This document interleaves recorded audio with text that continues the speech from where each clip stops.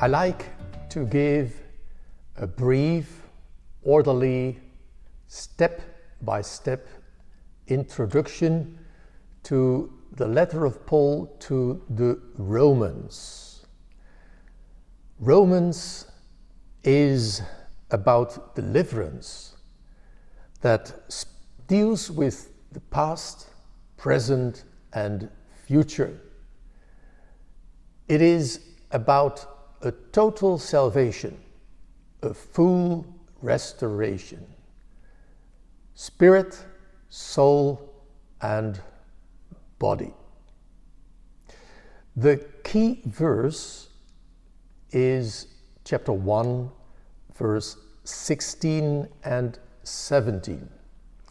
I hope you have your Bible with you. Open your Bible and turn with me to chapter 1, verse 16, a wonderful, powerful verse. We read, "I am not ashamed of the gospel." What a wonderful thought. Not ashamed. Why? Because it is the power of God for the salvation of everyone. The power of God for the salvation, the total salvation, the full deliverance for everyone. Everyone? There is a condition. Everyone who believes. First for the Jew, then for the Gentile. For in the gospel, the righteousness from God is revealed. A righteousness that is by faith from first to last, step by step. It is like climbing a mountain. You can stop anywhere, but I hope you will continue to the top of the mountain. And maybe the top of the mountain is chapter 8, the whole chapter.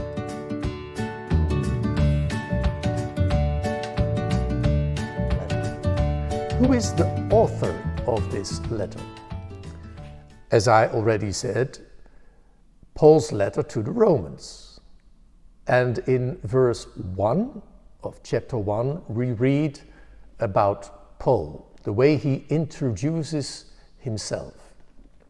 It says, "Paul, a servant of Christ Jesus." A better translation is slave, bought at a price, the blood of Jesus Christ. Called to be an apostle. He was an apostle by calling, divinely equipped. He speaks with authority, and he was set apart for the gospel of God. It isn't the gospel of a church, it is the gospel of God. And then we also see that he is not only the author, but that the letter was delivered to the believers, to the Christians in Rome, by a woman, and her name is mentioned in chapter 16. So turn with me to chapter 16. And there in verse 1 we read, "I commend to you our sister Phoebe, a servant of the church. I ask you to receive her in the Lord in the way worthy of the saints, and to give her any help she may need from you, for she has been a great help to many people, including me." So this letter was delivered by this sister. She lived in the neighborhood of Corinth. So the town, the city of Corinth, was the place where Paul wrote this letter to the Romans. The letter was written about the year 56-57. And the theme, as I said, of this letter is the gospel of God. It is possible to divide this letter in 3 divisions. The first division is doctrinal. It is chapter 1 to chapter 8. And this division is about the righteousness of God revealed in the gospel. The second part is dispensational. The chapters 9 to 11 deal with Israel, God's past dealings with Israel, chapter 9, his present dealings with Israel, and his future dealings with Israel. Chapter 11 is about the restoration of Israel. And then the last part of this wonderful letter is practical. Chapter 12 to 16. This divine righteousness must produce practical righteousness, must produce godly living in our everyday life. So 3 divisions: doctrinal, chapter 1 to 8, dispensational, chapter 9 to 11, and practical.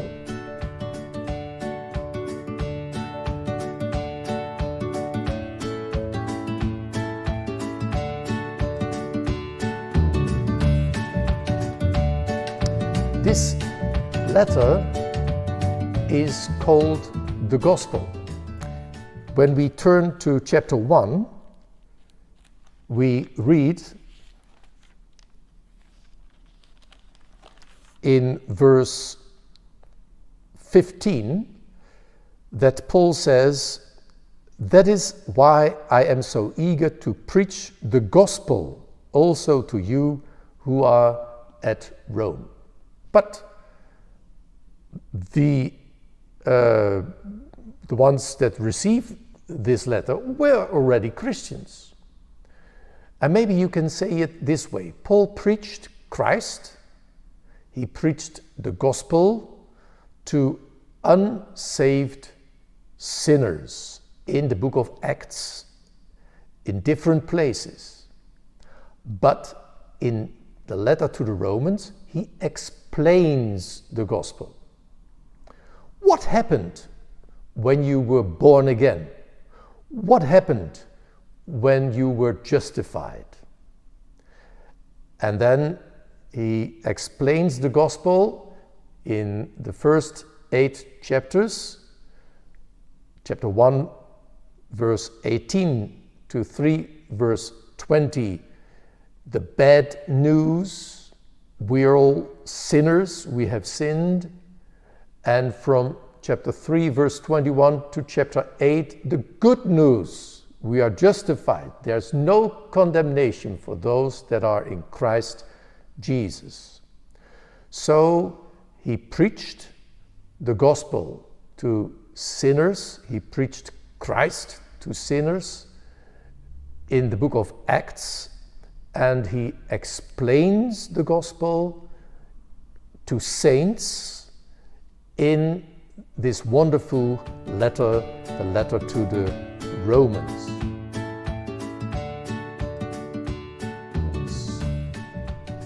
The first doctrinal part we can also divide in some subdivisions. After the salutation and the introduction and theme in chapter 1, verse 1 to 17, we hear about the need of the gospel, the bad news. chapter 1 verse 18 to 3 verse 20.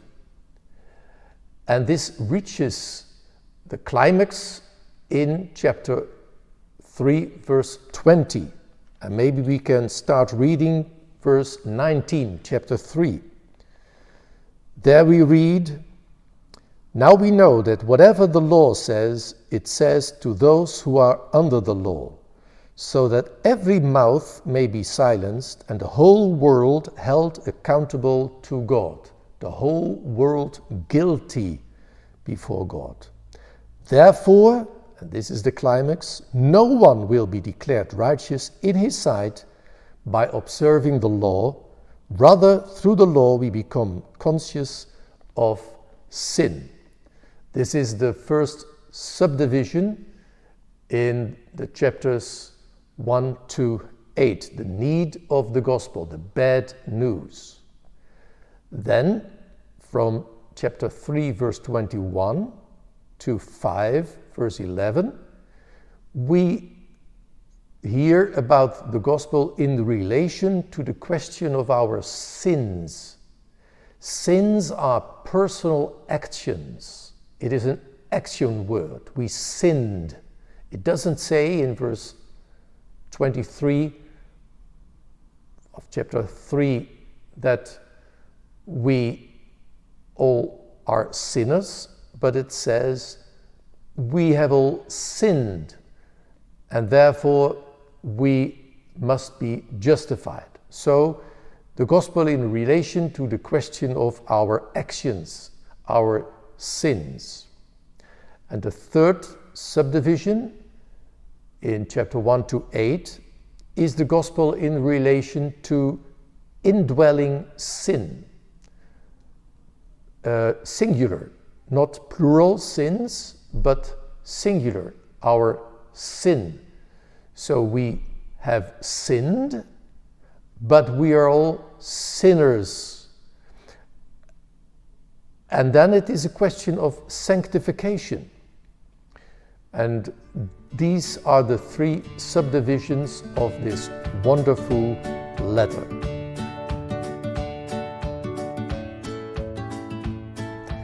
So, Romans speaks about deliverance that deals with the past, present, and future.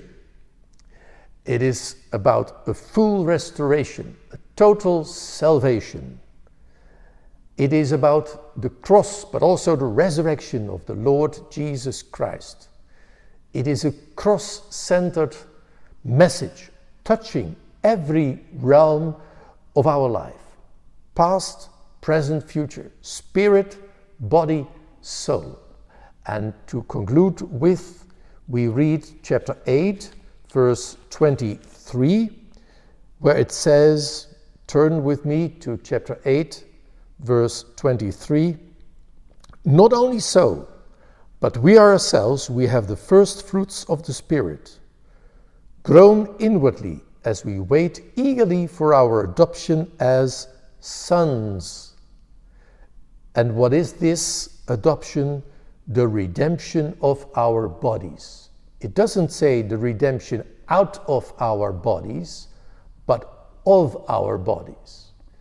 Just as Paul says in 1 Thessalonians chapter 5, turn with me to 1 Thessalonians chapter 5, in verse 23, we read, "May God himself, the God of peace, sanctify you through and through.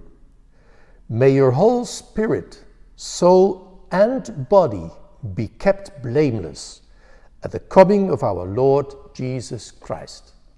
May God bless his word. In the name of our Lord Jesus Christ. Amen.